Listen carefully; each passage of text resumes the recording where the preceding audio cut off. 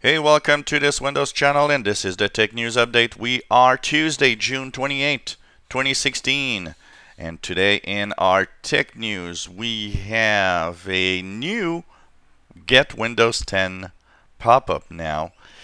Well, you know what? After the that California lady that basically sued Microsoft and won, well, Microsoft backed off a little, and this is the new offer window.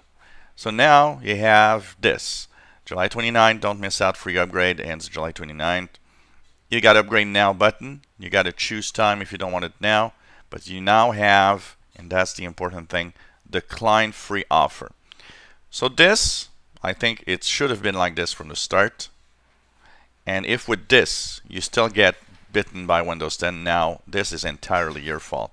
Already, you know, there's one thing that I have to say. Yes, it was aggressive, but there was a click here for, you know, not doing it now that people didn't read. If people get bitten by this one, I'm sorry, but you just don't read anything, and it's your fault if you get Windows 10. This is, for me, acceptable. I think it's a great thing that Microsoft backed off, probably because of their legal department saying, hey, we can get sued big time for everything we've done now.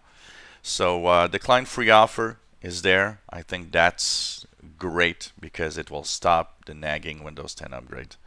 So check it out. There's probably an upgrade that will be on your computer in the next few days for the free upgrade here. Well, the European Union has apparently, according to more than 7,000 websites that are in the European Union, they want to try to slow down the internet by slowing down basically their own websites and trying to do something about it. Because they say that in Europe, net neutrality is broken, and already apparently some websites are being throttled down because they take too much bandwidth and are not paying for that. So there's kind of a problem here. A lot of websites say, well, you know what, in the internet here is not fair. Some websites get more than others if they have money, and it shouldn't be. You know, that's what we're talking about in the United States, where there's a big win a week or two ago about net neutrality and how it needs to be handled. And I think net neutrality should be everywhere, because this means that if you start your own little website and you're not one of the great people for doing that, you know, you're not paying, you don't have enough money, well, you know what, you are left behind, and basically the rich will get rich and the poor will have nothing. So, and once again, that opens up also, like I've said, the possibility that, oh, you want to see Netflix, that could cost you extra suddenly, or you want to see movies, streaming movies on another service, well, you might have to pay extra, which is something that should not be the case. Well, a study from a firm that examined, actually the firm bought 200 hard drives on eBay and on Craigslist. And they said that 70% of the old drives that they bought on eBay and Craigslist had sensitive data that could be recovered.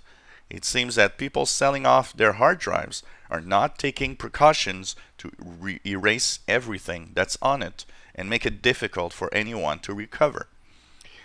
Including 19% of the hard drive had sensitive company data, meaning that there was, like, you know, corporate emails, there was corporate information that was very important and maybe even vital for a business.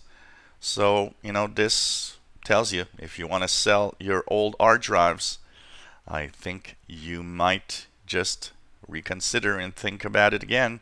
Really use a tool to erase correctly the hard drive to make it as difficult as possible for anyone to recover the information.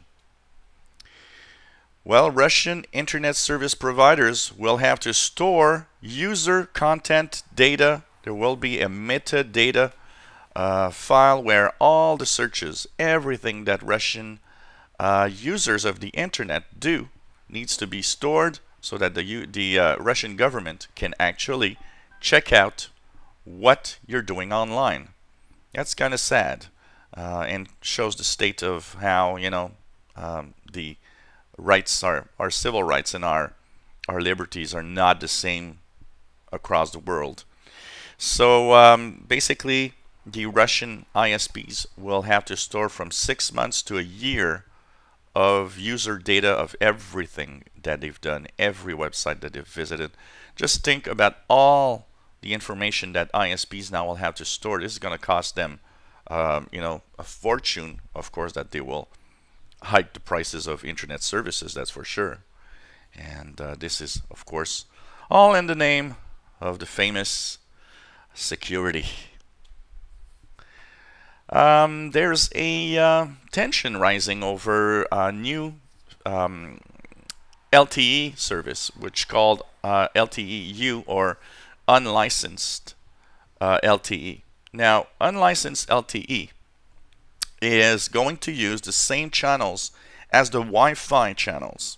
And the biggest problem with that is that the Wi-Fi channels already are crowded with our internet services, with our routers and all the devices that use 2.4 gigahertz. LTE-U will also use 2.4 gigahertz, and a lot of lots of people saying, well, wait a minute, it's already congested. This is a nonsense. And so a few companies, including Qualcomm, the Chinese maker of Wi-Fi and of course broadband and LTE chips, are saying, well, we got to move on now. We got to do tests. We got to do it now. And they're putting a lot of pressure on that. So it's going to be interesting how it goes. But, we really need to have new frequency ranges for all of these devices as the market is growing. We have more and more routers, more and more devices. We do need more and more space for that to work. Well, it's interesting because it seems that one of the things that a lot of hackers now are turning to is trying to hack into very popular CEOs accounts, social accounts, trying to get the top CEOs social media accounts hacked. Last week or 2 weeks ago, we talked about Zuckerberg, the Facebook guru, having his Twitter account hacked. And now it's Google's CEO, Sundar Pichai. He had his a few social media accounts hacked. They're not well known, not Twitter and stuff like that, but there were some hacks on some of his social accounts that were, of course, very rapidly fixed. But it seems that more and more hackers are turning to the big guns and trying to hack into their accounts. And finally, the European Union already has Google in its rulings. It's looking at Google and trying to have them pay fines for domination of search and domination of how they push in their own services through search. And now a new case is opening up, and it's the domination of online ads, saying that Google is dominating online ads and that it's preventing others from doing the same thing. So looks very complicated, in Europe with Google. I don't know, if I was Google, you know what I'd do? I'd stop European Google searches for a week and say, look, you want us to show you what it's like to just have no Google at all? Here's what it is. I'm not against antitrust inquiries or cases where there's real big abuse. The thing is, I'm not at all against also the fact that if you have your own company doing products, that you might want to push your own products. Everybody does that.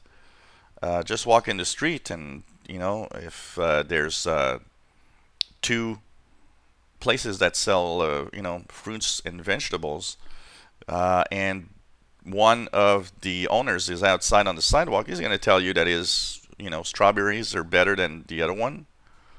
It's a form of domination, but I don't know up to what point this is true. Probably is true in part, but I think, you should relax a little bit on these rules. It's interesting to see, and it's going to be interesting to see the outcome and maybe the billions of dollars that they're going to get out of this. So this was the Tech News Update for Tuesday, June 28, 2016. Don't forget that today at 3 p.m. Eastern Time, we have our last show where we answer your question, our last tech show for the season. We'll be back in August. And of course, we have already tons of questions. We have even more questions than usual because it seems everybody decided to jump on the last show to ask all the questions they wanted. So we'll try to answer all of them if we can. And hopefully you enjoy our show, 3 p.m. today, 1900 hours UTC. And if you have any comments, questions, suggestions, let us know. Why not subscribe to our channel? We'll be, of course, you'll know when new videos are online. And thank you for watching. Give us thumbs up.